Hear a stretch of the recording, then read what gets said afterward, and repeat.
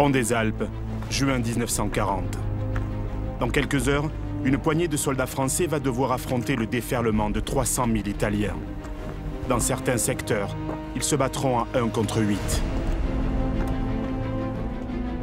Partout en France, c'est le triste spectacle de la défaite. Le gouvernement a fui à Bordeaux le 14 juin. Le même jour, les Allemands sont entrés dans Paris. Les routes sont encombrées de réfugiés et de troupes qui refluent. La débandade se répand comme une maladie contagieuse. Mussolini est sûr de sa victoire. Pourquoi les Français se battraient-ils encore alors que tout est perdu? Pourquoi risqueraient-ils la mort à l'heure où beaucoup se rendent aux Allemands? Les prétentions du Duce n'ont pas de borne. Pourtant, le dictateur italien se trompe lourdement. Alors même que la France se décompose, le général Olry et ses hommes cantonnés sur les Alpes vont se tenir droit.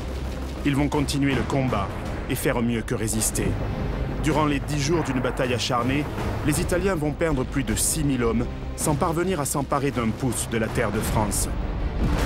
Presque partout, les troupes françaises vont les repousser. Malgré tous les assauts et la pression des divisions de panzer allemands qui les prennent en tenaille, l'armée des Alpes va remporter une éclatante victoire. Journaliste et historien, j'ai voulu savoir comment une poignée d'hommes avait sauvé l'honneur à l'heure où tout un monde s'effondrait autour d'eux. J'ai recueilli des témoignages. Moi, j'ai rencontré plusieurs anciens qui, depuis leur position, défendaient leur maison qu'ils pouvaient voir. Donc il est évident qu'eux, ils avaient envie de leur découdre, de gagner. J'ai récolté des indices. Tout ça, ce sont des impacts de balles. Oui. Ils se sont acharnés sur cette entrée et ils n'ont pas réussi à rentrer. Ma quête de vestiges m'a fait monter très haut. C'est un peu l'ivresse décisive. Des passionnés d'histoire vivante ont recréé pour moi les conditions des combats. J'ai également suivi les héritiers des troupes alpines de 1940. Des combattants d'exception, plus que des guerriers, des montagnards. Ils m'ont conduit au cœur de leur terrain de jeu, un environnement aussi sublime qu'austère, où chaque erreur d'appréciation se paye cash. Sur les lieux mêmes de l'affrontement, j'ai tenté de décrypter les raisons d'une victoire, trop vite oubliée.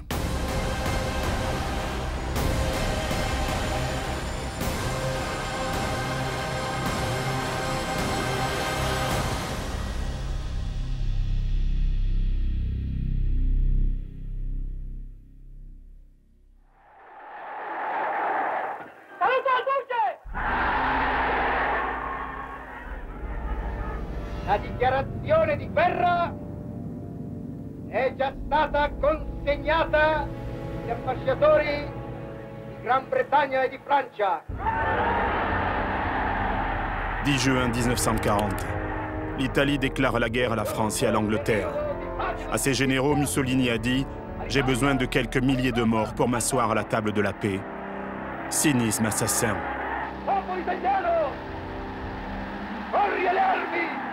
Le Duce a une idée derrière la tête. Il veut occuper la France des Alpes au Rhône, s'emparer de Nice et Marseille pour en faire des ports italiens. Son appétit semble insatiable, ses ambitions démesurées. Il faut dire que depuis un mois déjà, les troupes de son allié Adolf Hitler caracolent dans les plaines françaises. À la mi-mai, les Allemands ont lancé leur offensive sur les Pays-Bas, la Belgique et le Luxembourg. C'est le Blitzkrieg, la guerre éclair, basée sur la puissance du choc et la vitesse, grâce à la coordination parfaite entre les blindés et l'aviation.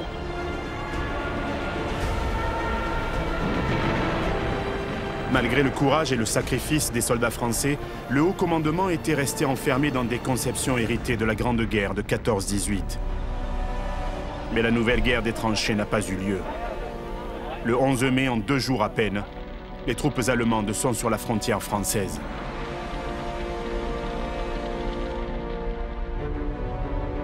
Après la chute des Pays-Bas et de la Belgique, une partie des troupes franco-britanniques a été obligée d'embarquer à Dunkerque, qui tombe le 4 juin. Le 7 juin, le front français est percé sur la Somme.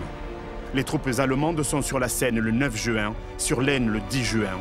Elles franchissent le Rhin le 13 juin, parviennent à Dijon et Orléans le 17 juin. Cherbourg et Brest sont atteintes le 19 juin. Mais à cette date, la ligne de défense des Alpes est encore intacte. Dès la déclaration de guerre par Mussolini le 10 juin à minuit, les Français ont décidé de faire sauter les ponts et les passerelles situées sur le chemin des envahisseurs italiens. 53 tonnes d'explosifs ont rendu quasiment impossible toutes les attaques motorisées et blindées de l'ennemi. Invités à évacuer leur village, bon nombre de civils n'ont même pas eu le temps de franchir les obstacles.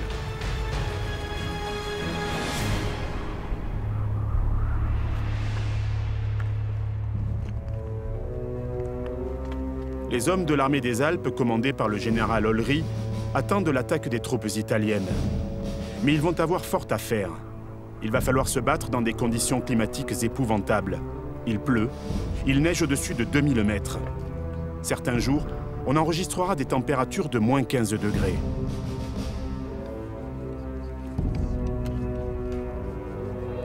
Éric Chalier est le président de l'association Tempête sur les Alpes, le seul groupe reconstituant fidèlement les troupes alpines françaises de cette époque.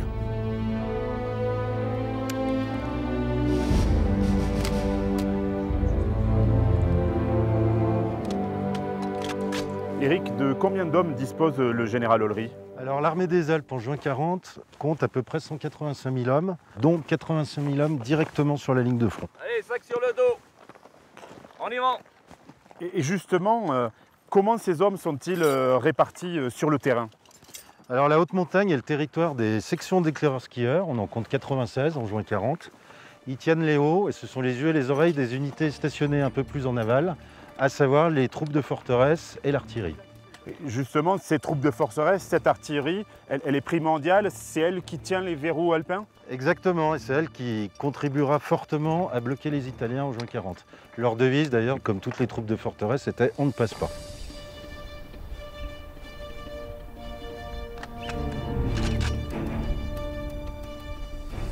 Quel est véritablement le terrain d'action des forces françaises? C'est la chaîne des Alpes.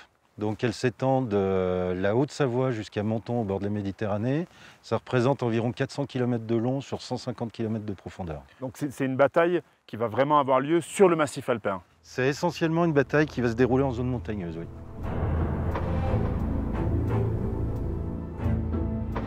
Le front des Alpes se découpe en deux zones bien distinctes. L'une au nord de la vallée de l'Ubaye, difficilement franchissable en dehors de quelques cols praticables en été, Petit Saint-Bernard vers la vallée d'Aoste, Mont-Cenis et Mont-Genèvre débouchant sur Turin, col de l'Arche. Au sud, le massif alpin est plus perméable et descend progressivement vers Nice. Le col de Tende aboutit côté italien à Coni. Le dispositif français se découpe en trois secteurs fortifiés, dans les Alpes-Maritimes, le Dauphiné et en Savoie. C'est la ligne Maginot des Alpes. À partir des années 30, face à la montée des périls en Europe, le gouvernement français a décidé de fortifier une partie de ses frontières dans le nord, l'est et les Alpes. Cette ligne de bunkers sophistiqués porte le nom de son initiateur, Maginot.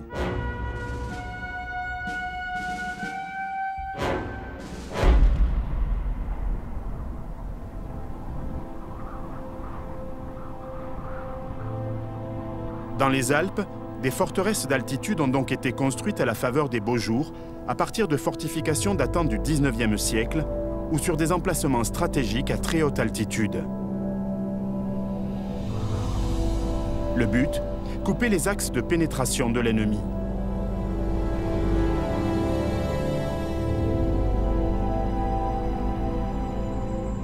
En Haute-Maurienne, le fort de la Tura domine de sa masse la cuvette du Mont-Cenis.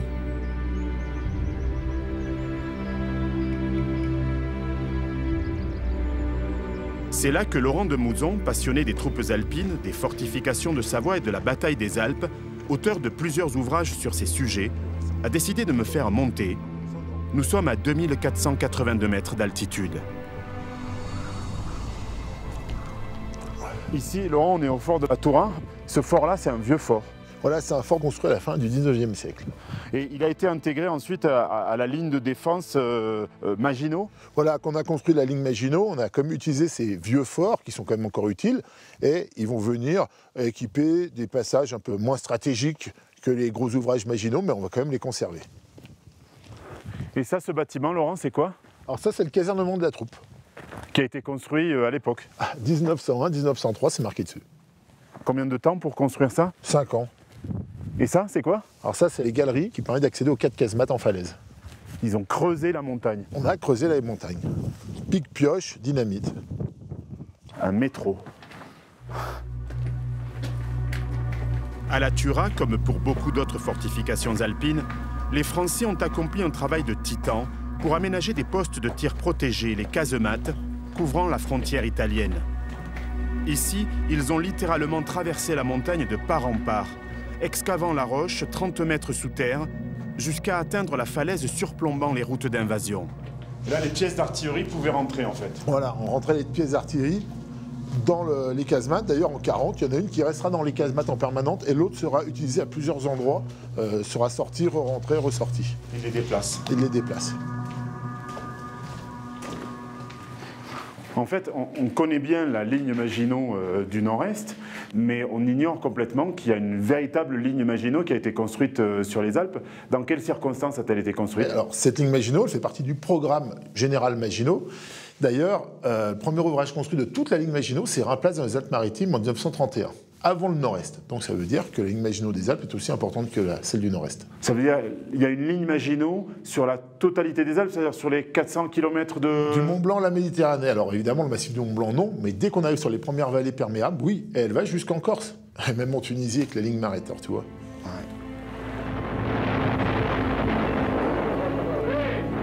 Seulement voilà. Au milieu du mois de juin 1940, l'autre ligne Maginot, celle du nord et de l'est de la France, a été prise à revers. Piégées, les unités françaises se sont bien battues.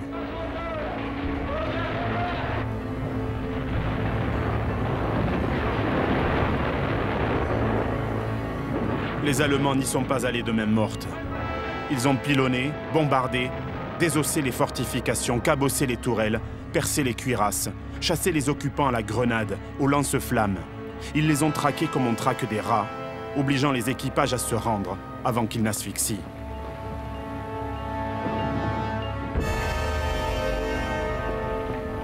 Si un seul ouvrage seulement, celui de la Ferté dans le département des Ardennes, a été détruit, dans l'esprit populaire, pourtant, le nom même de Maginot évoque encore une cruelle fumisterie.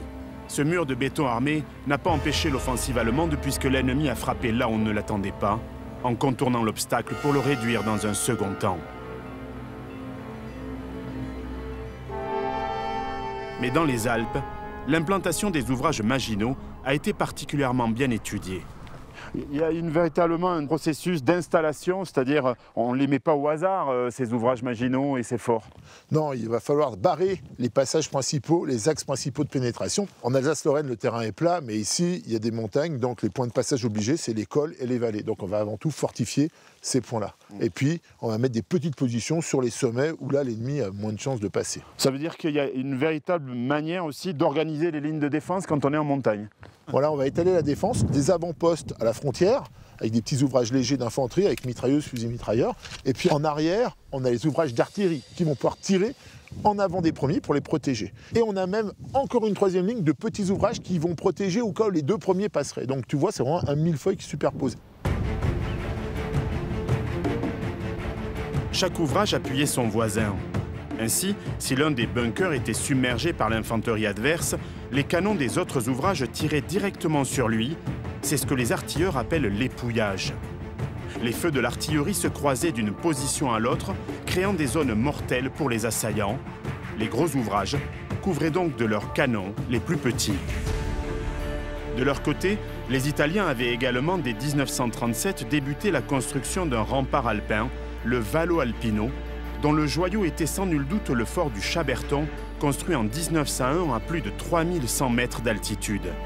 Réputé imprenable et surtout intouchable par l'artillerie française, il était armé de 8 tourelles de canons de 149 mm qui menaçaient la ville de Briançon.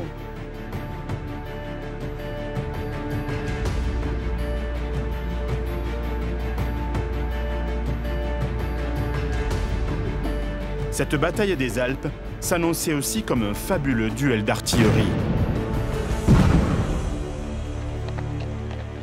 Depuis le 10 juin et la déclaration de guerre, les forces italiennes attendent l'ordre d'attaque pour partir à l'assaut des Alpes. Des troupes alpines se retrouvent en pointe de l'attaque, ce sont les célèbres Alpini, coiffés de leur légendaire chapeau de feutre à plumes de chouca ou d'aigle. Mais même parmi eux, des officiers répugnent à attaquer leurs anciens frères d'armes de la Première Guerre mondiale. Pourtant, Mussolini est sûr de la force de son armée, mais a-t-il vraiment raison? Historien passionné, Jean-Baptiste est le président de l'association Plotone Avanti, qui reconstitue fidèlement les troupes de montagnes italiennes. Jean-Baptiste, quels sont les effectifs de l'armée italienne à la veille de la bataille? Ils disposent de plusieurs centaines de milliers d'hommes qui sont parés à se battre. Face à eux, les Français sont beaucoup moins. De plus, les Italiens ont une aviation qui n'a pas encore été entamée par les combats, alors que celle des Français est durement occupée par les Allemands. Donc la supériorité numérique est vraiment du côté italien et la France va devoir se battre avec des hommes en nombre réduit.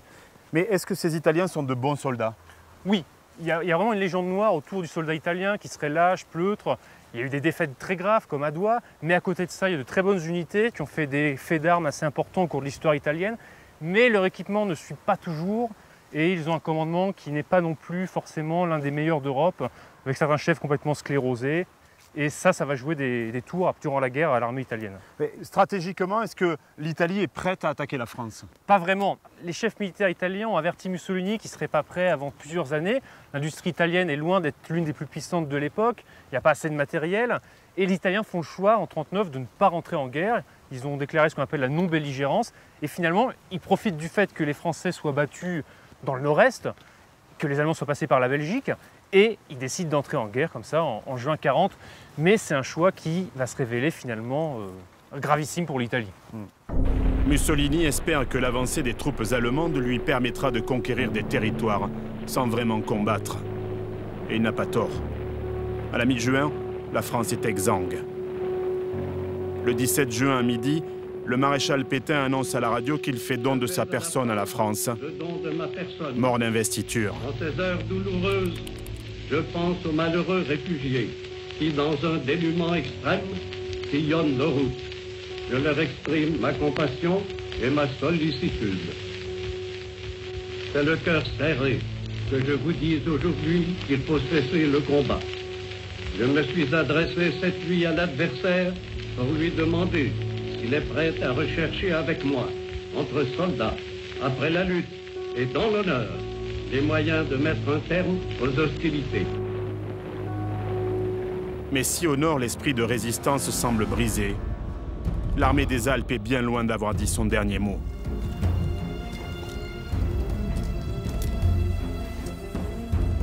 Pour un tir de neutralisation. Ici, les Alpins sont sur leur terre natale. C'est leur famille qu'ils défendent. Au 50 degrés. Dès que prêt, premier obus, feu. Ouais. Envoyez.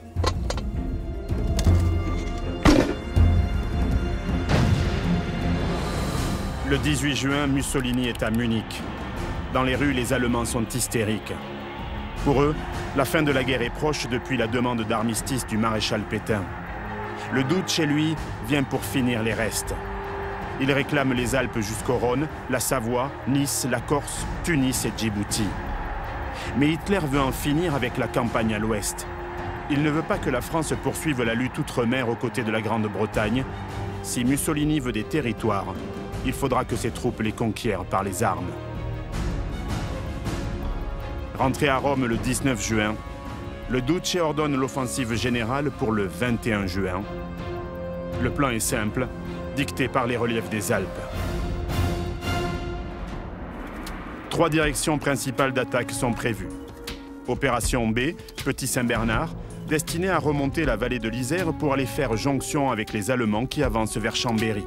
Opération M, Col de l'Arche, devant suivre les vallées de l'Ubaye et de la Durance. Opération R, Riviera, participant à l'opération M, en avançant sur Nice et en longeant la côte méditerranéenne. Objectif final des opérations M et R, Marseille. Comment les officiers généraux italiens qui se sont battus dans les Dolomites pendant la Première Guerre mondiale contre les Austro-Hongrois, qui connaissent bien le combat en montagne, accueillent-ils l'ordre d'offensive de Mussolini? Ils appréhendent un peu parce que même s'ils ont effectivement cette expérience contre les Austro-Hongrois et les Allemands, ils savent que les Français sont préparés depuis très longtemps, qu'il y a de très bons soldats en face et qu'ils ne vont pas se laisser faire. De plus, ce n'est pas vraiment possible de débarquer sur les côtes de Provence, il y a la marine française en face. Ils ne sont pas forcément enthousiastes à l'idée d'aller se faire tuer dans les Alpes. D'autant que pour les soldats, notamment les Alpini qui vivent dans les Alpes, on leur demande d'attaquer aussi des cousins d'une certaine manière. Oui, pour certains, c'est un vrai déchirement. Il y a des familles qui sont liées encore, malgré la frontière qui passe par là depuis le 19e siècle. D'ailleurs, on a envoyé beaucoup de soldats qui viennent de Sicile, justement, pour contrer ça. Et certains écrivains, comme Malaparte, qui est lui aussi des Alpins, écrivent ça très bien. Ils ont l'impression d'attaquer des amis dans le dos, des amis avec lesquels ils se sont battus durant la guerre précédente. Il y a quand même un plan offensif qui a été rédigé? Oui, les Italiens en état-major, comme toutes les armées, ils rédigent des plans suivant les hypothèses qu'ils pourraient trouver en face d'eux. Mais ils voient surtout que les Français sont très occupés avec les Allemands, que ceux-ci ont percé en juin 1940, et ils se disent qu'ils vont pouvoir frapper un grand coup en concentrant beaucoup de force et finalement vaincre les Français par une action assez brutale, mais efficace selon eux. Bien que mal préparées, les troupes italiennes qui s'élancent sont relativement fraîches. Les Français, eux, sont en alerte depuis 10 jours. Ils sont beaucoup plus éprouvés, d'autant que la météo est épouvantable. L'état-major italien s'apprête à lancer sur eux des unités de blindés légers comme l'Ansaldo Fiat L3.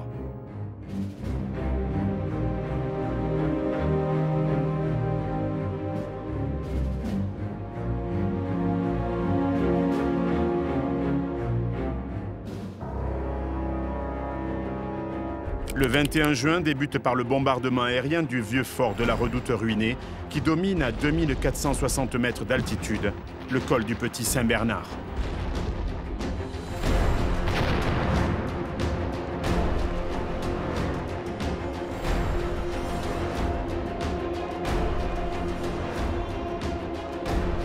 Les troupes italiennes vont tenter de franchir le passage en force. Mal leur en prend. Les soldats français prennent à partie les petites colonnes. Situées plus bas mais parfaitement renseignées, l'artillerie française s'en donne à cœur joie. Les tirs sont réglés pour barrer le passage et lorsque les Italiens essayent de déborder en prenant tous les risques, les observateurs les repèrent et font tomber sur eux une pluie d'obus.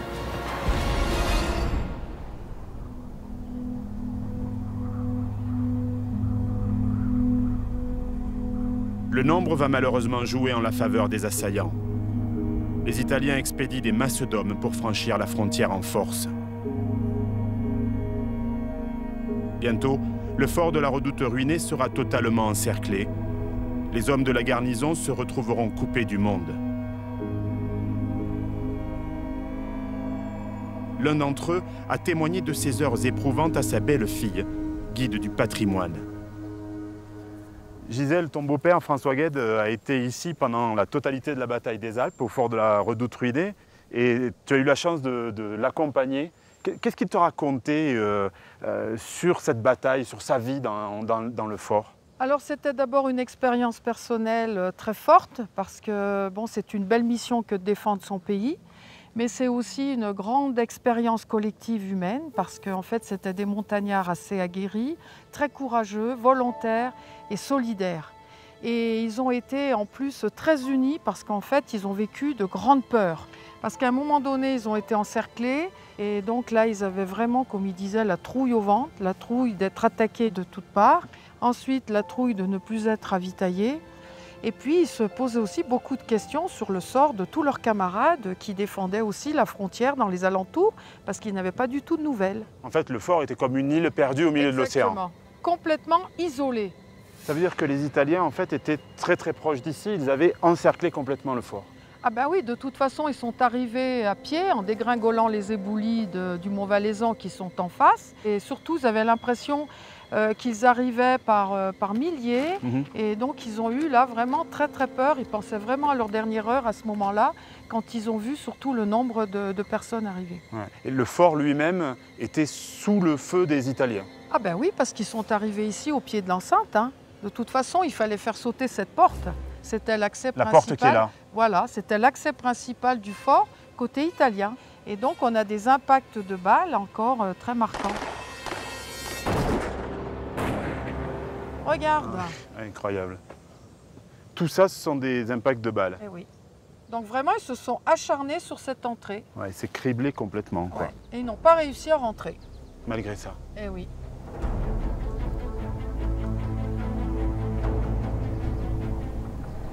Dans d'autres secteurs, les Français sont obligés de se replier devant l'offensive italienne. Pourtant, ils ne lâchent rien et vont même réaliser un véritable exploit.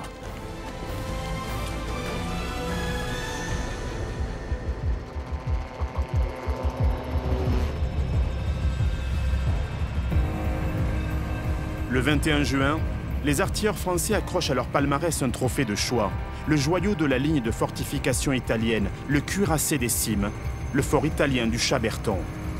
Pour l'atteindre, il me fallait grimper dans un autogire à plus de 3000 mètres d'altitude et trouver la forteresse cachée dans un dédale de montagne. Une véritable aventure. Waouh! J'en ai plein les mirettes là, c'est un peu l'ivresse des cimes. Les montagnes qui sont en face, là, elles sont à combien à peu près? 3000? Elles sont à 3000, oui. 2008, 2009. À la recherche du Chaberton. Oh ouais. Donc là, on vole aussi direct vers la frontière italienne. Ouais. Après près d'une heure de vol, mon pilote William Raffin réalise l'exploit de nous conduire directement sur l'objectif. Le fort est bien là, camouflé au sommet du mont Chaberton. La vision de cet édifice gigantesque planté à 3185 mètres d'altitude est surréaliste. On voit les tourelles là, les 8 tourelles. Waouh. Génial, fantastique. Voilà donc ce fort Chaberton, devenu français à la fin de la Seconde Guerre mondiale. Pour le construire, au début du XXe siècle, les Italiens ont arasé la montagne. Un travail de titan.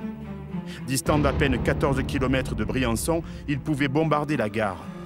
Depuis le début de la bataille, il a pris à partie plusieurs ouvrages français de la région et quelques batteries de campagne.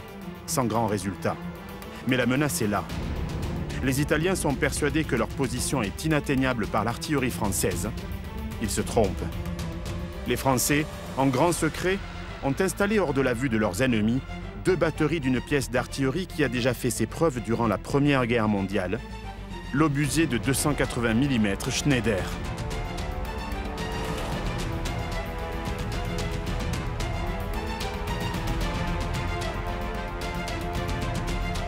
Dans la journée du 21 juin, le lieutenant Miguet, qui commande un poste d'observation, donne l'ordre d'ouvrir le feu. Après plusieurs tentatives, à 17h15, un coup au but met la tourelle numéro 1 hors d'usage. Dans la demi-heure qui suit, les tourelles 3, 4 et 5 sont touchées. Les Italiens ne comprendront jamais d'où viennent les coups qui les frappent à mort. Ils ripostent dans le vide. À 20h, ce 21 juin 1940, les Italiens déplorent la perte de 6 des 8 tourelles. 9 hommes ont été tués, une cinquantaine sont blessés. Le cuirassé des cimes est définitivement neutralisé.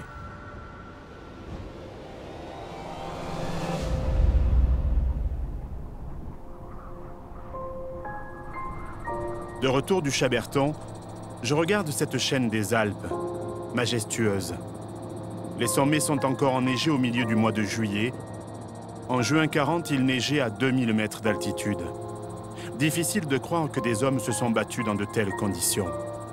C'est pourtant ce qu'ont fait les soldats de l'armée des Alpes, et notamment les SES, les sections d'éclaireurs skieurs.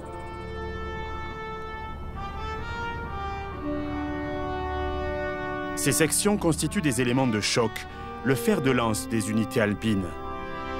Chaque bataillon alpin appartenant à l'infanterie possédait sa SES, commandée par un jeune chef sportif, fou de montagne, formé dans une école créée en 1932, l'école militaire de haute montagne de Chamonix.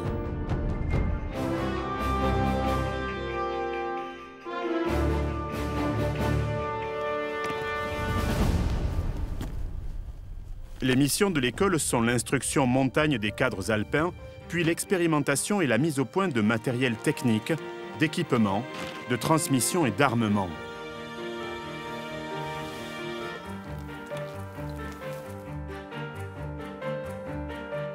Le travail accompli sur le terrain aboutit à la rédaction de plusieurs manuels, dont celui de montagne et d'alpinisme militaire dans les années 30. Connaissance sommaire des caractéristiques physiques du milieu montagnard, moyens de circulation en hiver, hygiène de vie en altitude, Tout était là, accompagné de planches permettant aux alpinistes de parfaire leur instruction théorique. La montagne attirait à elle ses premiers adeptes. Elle était en train de devenir un sport. Aujourd'hui, le matériel des troupes de montagne et des chasseurs alpins notamment est particulièrement technique, mais on imagine mal le matériel qu'utilisaient les sections d'éclaireurs skieurs dans les années 40.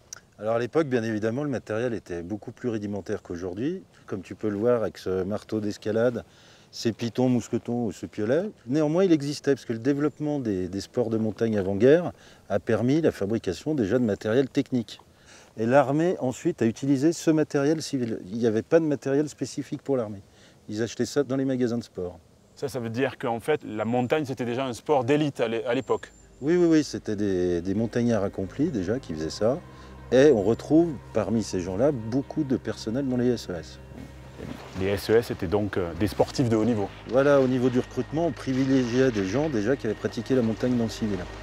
Mais comment se bat-on en montagne? Pour le savoir, je suis allé à la rencontre des héritiers des Alpins de 1940. Ce sont des soldats d'élite pour qui la montagne est plus qu'un terrain de jeu, une partenaire qu'il faut bien connaître, amadouer, affronter parfois. Les cadres et les soldats du 7e bataillon de chasseurs alpins de Grenoble m'ont convié à une opération type menée par une section. 500 gauche, 600 droite en ligne. Dernier. Le dernier. Si les moyens techniques et logistiques se sont évidemment modernisés, l'environnement demeure inchangé. La montagne, avec ses cols à prendre, ses pentes abruptes à gravir au plus vite, en un mot, ses contraintes. Un lieutenant commande la mission. Donc mission des groupes, 12, reconnaître la piste en direction du col.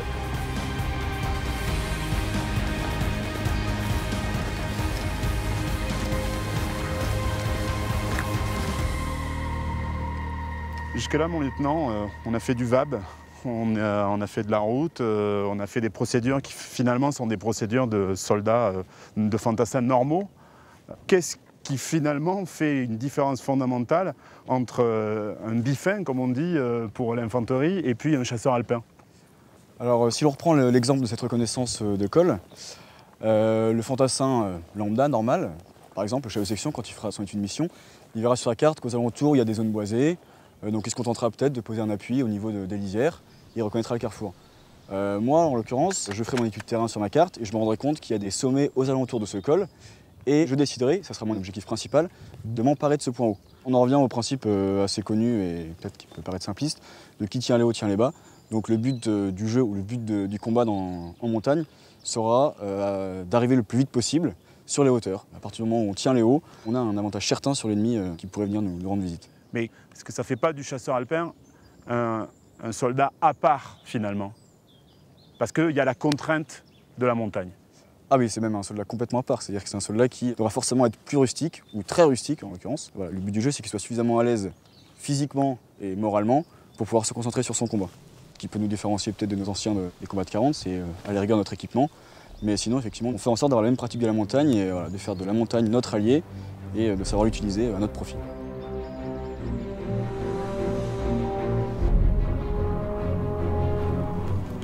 C'est face à ces combattants français expérimentés qui ont fait de la montagne leur terrain de jeu que les Italiens se retrouvent lorsqu'ils franchissent la frontière.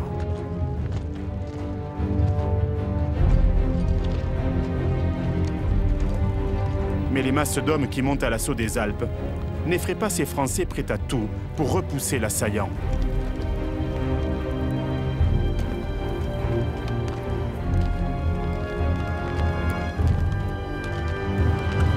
Dans la Tarentaise, le lieutenant Bull réalise un exploit qui est sans nul doute l'un des faits marquants de la bataille des Alpes. Après avoir descendu en rappel une paroi rocheuse de 20 mètres, il s'installe sur un replat et arrose au fusil mitrailleur le groupe de reconnaissance d'une colonne ennemie, pendant que son adjoint effectue un tir de grenade à fusil.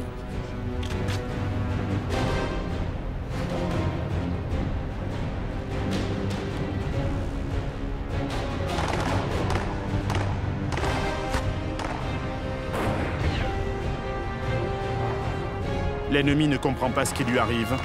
Il reflue de 800 mètres. Pour forcer les défenses françaises, l'état-major italien compte sur l'appui de son aviation. Seulement voilà, les généraux du Duce vont vite se rendre compte qu'ils ne seront pas maîtres du ciel. Non seulement le brouillard rend inefficace la plupart des bombardements, mais l'aviation française mène des missions d'interception grâce à un avion rapide et nerveux, le Dewatin D520.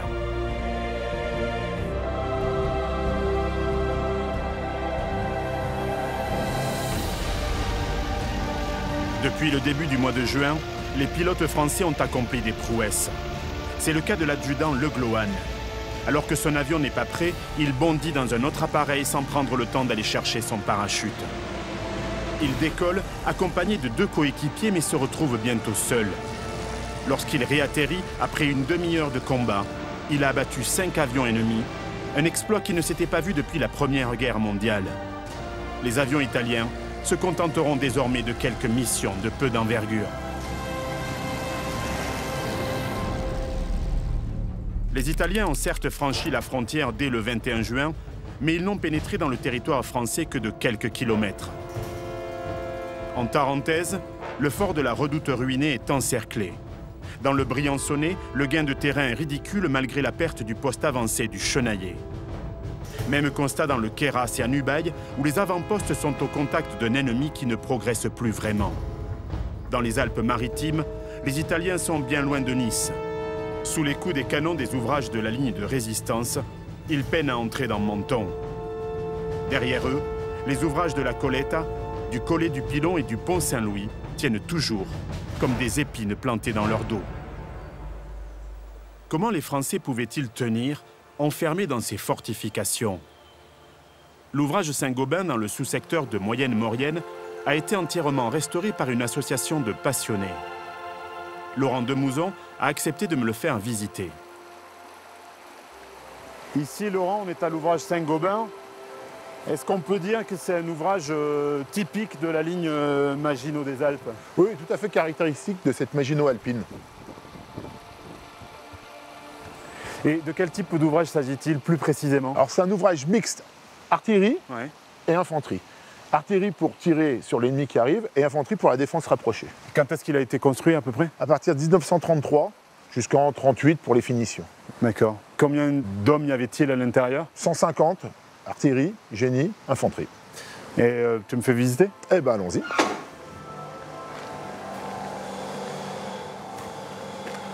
Alors là, on est quasiment au Moyen-Âge. Assez massif le pont-levis. Hein? Assez imposant. Et là, ce sont des douves? Alors, on appelle ça un fossé diamant. C'est pour empêcher l'ennemi de s'approcher des créneaux de défense et aussi pour absorber des blocs de béton qui se détacheraient au cas où des tirs ennemis percuteraient la façade. Ouais, c'est pour éviter en fait que ça n'obstrue les mitrailleuses. Totalement. Allez. Combien de mètres de galerie? 350. Ah, c'est quand même un bel ouvrage.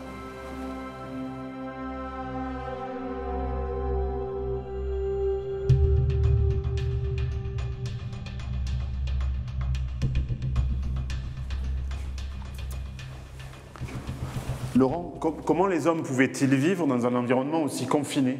Ils faisaient les 3-8. Donc un tiers au poste de combat, un tiers au fonctionnement de l'ouvrage et un tiers au repos. C'est un peu comme sur un bateau en fait. On appelle ça un équipage d'ouvrage, donc un terme de marin. Oui. Donc en fait, ils vivaient comme s'ils étaient embarqués. Vous avez le casse-croûte, les amis. Voilà le casse-croûte. On a tout le confort. On a l'électricité, on a le chauffage, on a l'eau courante, on a des douches, des WC. On peut vivre en autonomie pendant 3 mois.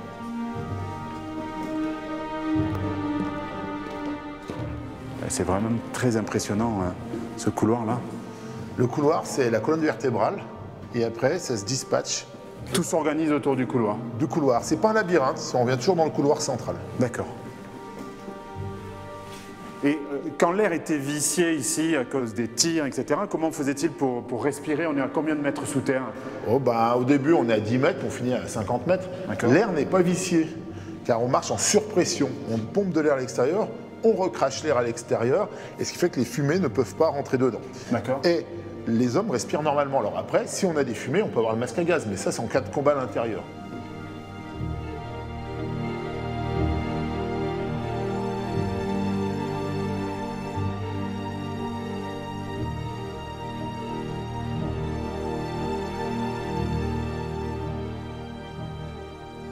Alors c'est ici où se trouve la salle des machines, avec 3 moteurs. Et ça fonctionnait tout le temps? Alors, en cas de coupure électrique, s'il faut être autonome, eh bien on est autonome, les moteurs marchent dans un boucan d'enfer. On est vraiment comme dans un sous-marin, en fait. Ou un destroyer, avec les blocs de combat qui seraient les tourelles du navire, quoi. Et quel genre d'armement possède ce dispositif? Pour l'artillerie, ce sont des mortiers de l'ouvrage. Et pour l'infanterie, mitrailleuses et fusils mitrailleurs pour la défense rapprochée. Donc c'est quand même un ouvrage qui est puissamment armé. C'est un beau bébé.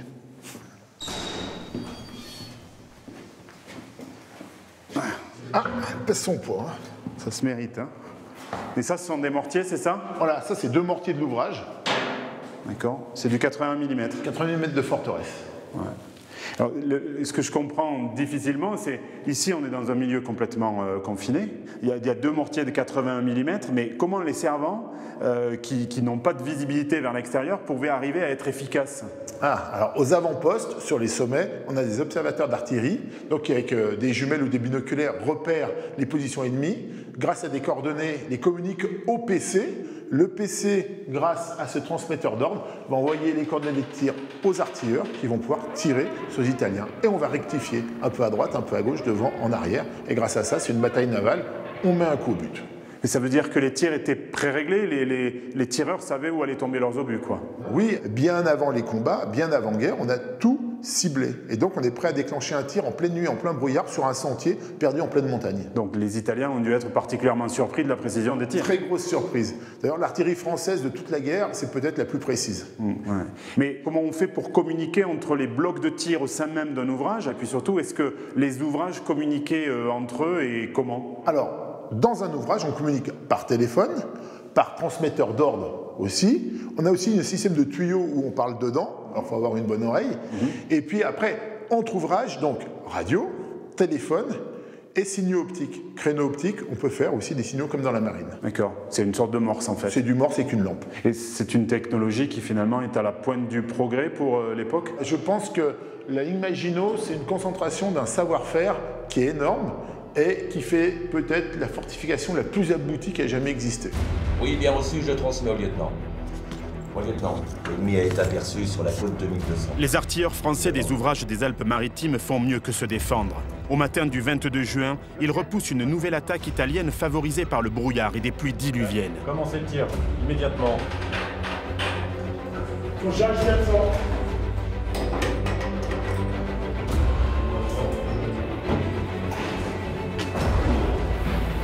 L'un des trains blindés de la Regia Marina, la marine royale italienne, tire 200 coups de canon sur l'ouvrage du Cap Martin.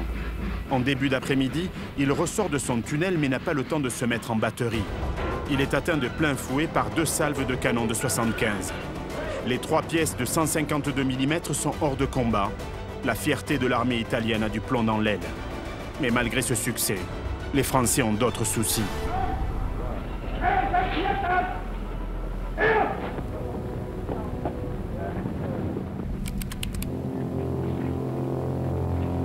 Le 22 juin, après d'âpres négociations, à Rotonde, la convention d'armistice entre la France et l'Allemagne est enfin signée.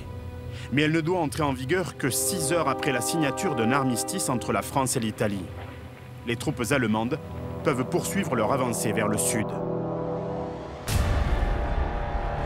Le général Olry, commandant en chef de l'armée des Alpes, ne doit plus seulement défendre la frontière avec l'Italie.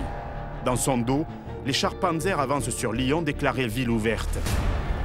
La cité va être offerte à l'ennemi sans combattre. Une fois de plus, tout semble contre l'armée des Alpes. La débandade généralisée sur le front nord et la signature de l'armistice de Rotonde ont fini de ramollir les autorités locales qui n'en demandaient pas tant. L'armée des Alpes est désormais attaquée de 2 côtés car le 16e Panzerkorps a reçu la mission de marcher sur Grenoble et Chambéry afin de couper la retraite des éléments français attaqués par les forces italiennes. Ces unités blindées et motorisées viennent de mener 2 campagnes éclairs en Pologne et en France. Ce sont des hommes jeunes et disciplinés, convaincus de la justesse de leur cause. Ils foncent depuis les bords de la Marne sans avoir rencontré de résistance. La stratégie de leur chef, le général Erich Hoppner, se veut efficace. L'homme est un cavalier. Le groupement A doit atteindre Annecy. Le groupement B a pour objectif Grenoble. Le groupement C a pour mission d'assurer la couverture du flanc sud des opérations A et B en venant border l'Isère, au nord de Montélimar. Le général Ollery va devoir faire face au déferlement des troupes allemandes. Il est totalement seul. Le chef de l'armée française, le général Weygand, est loin et préoccupé par d'autres problèmes. L'armée des Alpes ne fait pas partie des préoccupations de l'état-major. Ollery est donc totalement libre de prendre ses décisions et cette autonomie va lui permettre d'organiser sa défense comme il l'entend. Pour bloquer les Allemands, Ollery va disposer d'un assemblage hétéroclite de vieux réservistes et de jeunes soldats. Certains sont enthousiastes, d'autres plus désabusés. Il y a là une division coloniale qui jusque-là servait de réserve, des marins de Toulon, quelques chars, des fantassins repliés depuis le nord-est. La cohésion générale laisse à désirer, et pourtant, les 30 000 hommes qui composent cette force vont être chargés de tenir sur 2 lignes de défense successives. Une ligne sur l'Isère, une ligne sur la Durance. Après que Lyon ait été offerte par les autorités françaises, les Allemands, après une farouche résistance des tirailleurs sénégalais à Montluçon, franchissent le Rhône. Les Français se replient alors dans le département de l'Isère.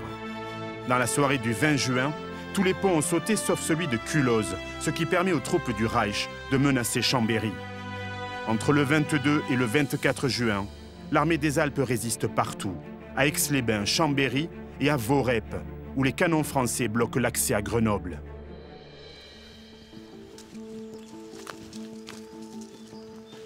Le capitaine Debé a servi pendant plus de 20 ans au sein du 93e régiment d'artillerie de montagne, qui était en première ligne lors de la bataille des Alpes de juin 1940. Il connaît tous les détails des intenses duels d'artillerie autour de Voreppe. Il m'a conduit au bec de l'Échaillon, l'un des postes d'observation qui a permis l'arrêt de l'avancée allemande. À la fin du mois de juin, mon capitaine, les Allemands arrivent par le nord. De quelle force le général Ollery dispose pour arrêter les Allemands ici, tout autour de Voreppe? Alors, le général Ollery, qui commandait l'ensemble du secteur de défense des Alpes, lui, dans son intention, c'était de ne pas dégarnir la frontière face aux Italiens. Donc, il a donné un mandat au général Cartier d'organiser la défense sur la cluse de Voreppe, en lui disant moi, je te filerai pas de bonhomme, on est face aux Italiens, il faut absolument les bloquer. Et il va donc demander au général Cartier de faire feu de tout bois pour bloquer l'avance allemande, avec des sapeurs, des artilleurs anti-aériens, avec leurs canons de 25, leurs fusils mitrailleurs, avec des pionniers, des tirailleurs, des artilleurs. Alors là, les artilleurs, ils ont fait eux aussi avec les moyens du bord. Donc on a eu au tout début une batterie de 2 canons de 75 de montagne et on a eu 2 batteries de 65 de montagne qui étaient installées à l'entrée de Voreppe. Il ira même jusqu'à Toulon, chercher des marins et les faire remonter avec leurs canons de marine. Pour la petite anecdote, pour les canons de marine qui habituellement étaient sur les bateaux, là il n'y avait pas d'affût, il n'y avait pas de bateau. Ils ont fait des socles en béton pour fixer l'arme sur les emplacements de combat en espérant que le béton ait le temps de sécher avant que les Allemands ne lancent leur offensive. Le 23 juin, les forces françaises, aussi disparates soient-elles, arrêtent une première attaque allemande.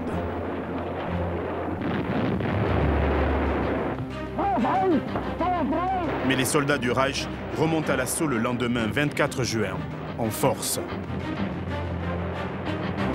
Ce qu'ils ignorent, c'est que dans la nuit, les Français, en prenant tous les risques, ont acheminé une batterie d'un excellent canon à longue portée, le 155 mm, grande puissance Fillou.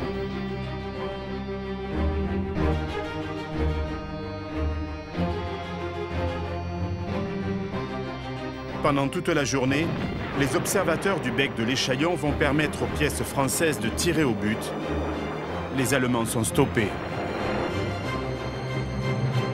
Effectivement, oui, ici, ils avaient une superbe vue sur la plaine, en fait, qui est à nos pieds. Cette mise en place de l'artillerie française ici sur Voreppe, est-ce que c'est une réussite? Est-ce que les Allemands sont arrêtés? Oui, c'est une totale réussite et c'est une grande surprise pour les Allemands. D'ailleurs, le général Marchand qui commandait l'artillerie a eu un petit mot en disant « L'artillerie française est rentrée dans la bataille comme des cambrioleurs ».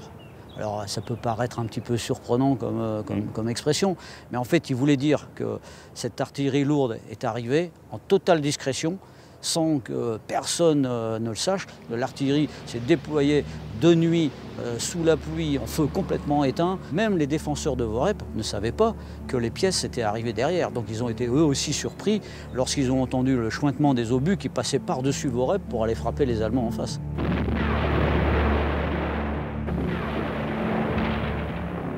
Ça veut dire que les arrières de l'armée des Alpes ont finalement été sauvés ici. Voilà, les arrières ont été sauvés ici sur Worep. Et au-delà de ça, c'est les historiens qui le disent, c'est que le fait que toute cette zone de Grenoble soit restée libre, ça a permis de soustraire à l'occupant un certain nombre de matériels militaires, ça a permis d'éviter un bon nombre de prisonniers. L'armée des Alpes n'a pas eu un seul prisonnier par les Allemands. Et puis, il y a eu une graine de résistance qui est apparue. Parce que finalement, on s'aperçoit qu'avec de la volonté, de l'organisation, des moyens, l'Allemand a été arrêté.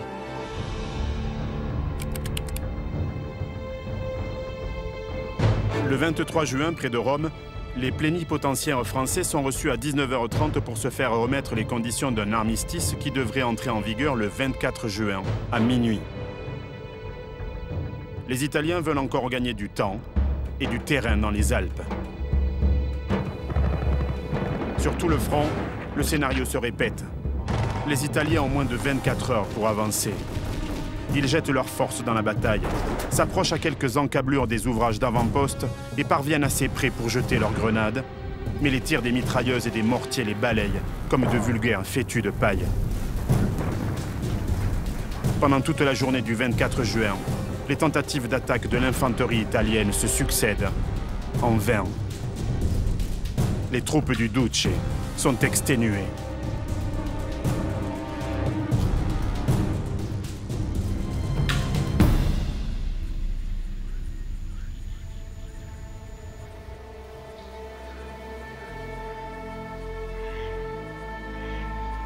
Sur toute la ligne de front, les Français en profitent.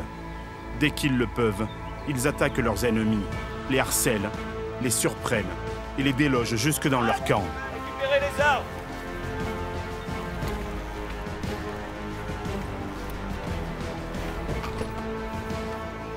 Dans le Queyras, l'aspirant Guery, un maréchal des logis de gendarmerie et 4 chasseurs alpins, réalisent un coup de main au cours duquel ils font prisonniers 52 alpini, dont un capitaine et 2 lieutenants.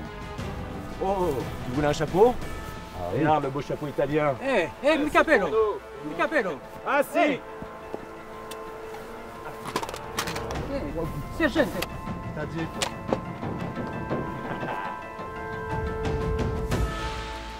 Jean-Baptiste, dans quel état se trouvent les troupes italiennes à l'aube du 24 juin? Elles sont meurtries, d'abord physiquement, parce qu'elles se sont battues dans un environnement qui est difficile, avec des conditions climatiques qui sont encore extrêmes, même si on est en été. Il reste beaucoup de neige et des Italiens, en grand nombre, plusieurs milliers, souffrent d'engelures. Et ils ne parviennent pas à progresser, les Français se défendent bien, ce qui, en plus, pour ne rien gâcher, ajoute un coup terrible au moral des Italiens. Est-ce que du côté de Menton, dans le sud, là où c'est un petit peu moins montagneux, la situation est identique? Là, en fait, oui, parce que là, les Français disposent d'une artillerie qui est efficace, précise. Les officiers français ont fait un travail de préparation avant la guerre. Ils savent par où les Italiens pourraient attaquer et ils ont réussi en fait à tirer de manière assez efficace sur leurs axes de progression et ça a empêché les Italiens de réellement avancer. Dans les Alpes-Maritimes, l'ennemi est au contact de la ligne des ouvrages d'avant-poste. Si les Italiens sont dans l'est de Menton, leurs renforts ne peuvent pas emprunter la route nationale car le petit ouvrage du pont Saint-Louis, bien qu'encerclé depuis plusieurs jours, leur barre toujours le passage. La résistance de l'ouvrage du pont Saint-Louis résume à elle seule l'esprit des Français qui appliquent à la lettre la devise des bataillons de forteresse. On ne passe pas. Depuis le début de la bataille, cet avant-poste muni d'une barrière anti-char et d'un canon de 37 mm a repoussé toutes les attaques.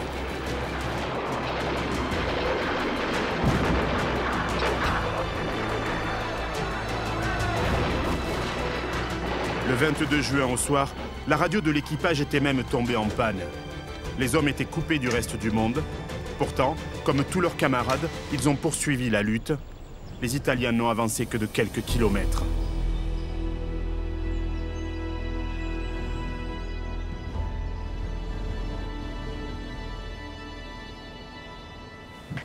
Laurent, à l'heure de l'armistice, est-ce qu'on peut dire que l'armée des Alpes a remporté une grande victoire? Oui, l'armée des Alpes est victorieuse. Face aux Allemands, oui, et face aux Italiens, là, c'est indéniable. Et comment on peut expliquer la réussite du général Olry? Alors, c'est plusieurs facteurs. Côté français, d'abord les Alpes. C'est dur à traverser, de la neige, du froid, ça entrave les mouvements italiens. Et puis, des positions fortifiées établies. Un terrain qu'on connaît très bien, une artillerie très précise, dont on a repéré tous les plans de tir. Plus des troupes alpines ou non alpines, mais qui se sont battues, qui se sont accrochées. Et puis aux avant-postes, nos éclaireurs-skieurs qui ont ralenti les Italiens. Donc ça a permis la victoire. Et puis, il y a les maladresses italiennes. Impréparation, matériel déficient, manque d'artillerie, pas d'appui aérien et une volonté d'attaque qui parfois était un peu limitée. Donc quand on met tous les facteurs ensemble, tout ça, ça fait une victoire française.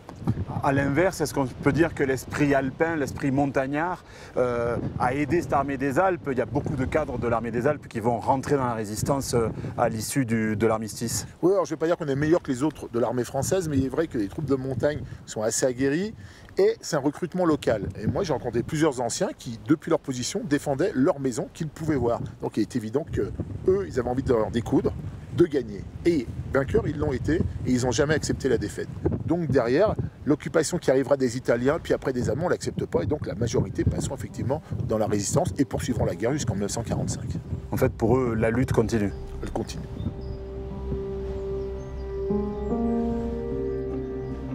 Le 24 juin à minuit, les conventions d'armistice entrent en vigueur. Les Allemands occupent le nord de la ligne de démarcation.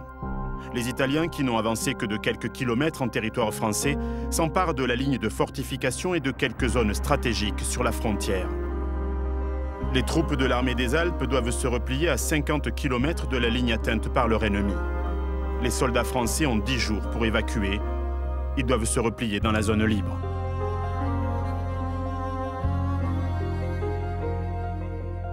À 9 h du matin, ce 25 juin 1940, la garnison du Pont Saint-Louis sort enfin de son réduit fortifié. Les hommes sont sales, parasés, éreintés par des heures d'une lutte acharnée. Les Italiens présents n'en reviennent pas. Spontanément, ils se mettent au garde à vous. Un officier interloqué murmure « Il n'était que 9 ».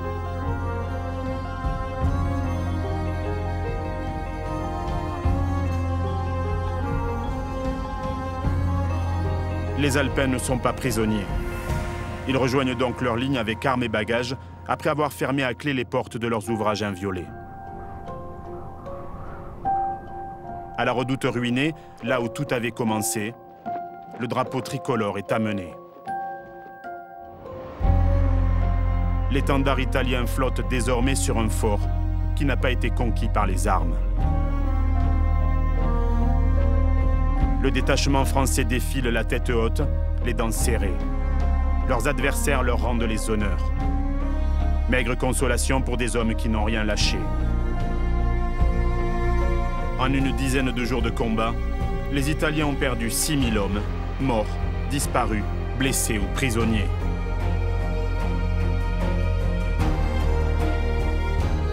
Les Français déplorent 37 tués et 62 blessés seulement. Dans les Alpes, en ce mois de juin 1940, alors que la France s'écroulait de toutes parts, que les armées en déroute fuyaient presque partout, les troupes alpines n'ont rien cédé, ni la terre, ni l'honneur.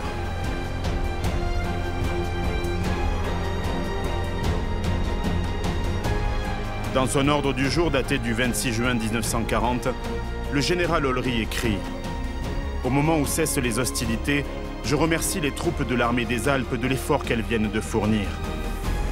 Chacun a ainsi donné bien plus même que ce que sa mission stricte lui commandait. Tous ont tenu le coup contre des forces bien supérieures, dont la poussée a été limitée, pied à pied. Ceux qui ont fait cela ont le droit d'en être fiers. »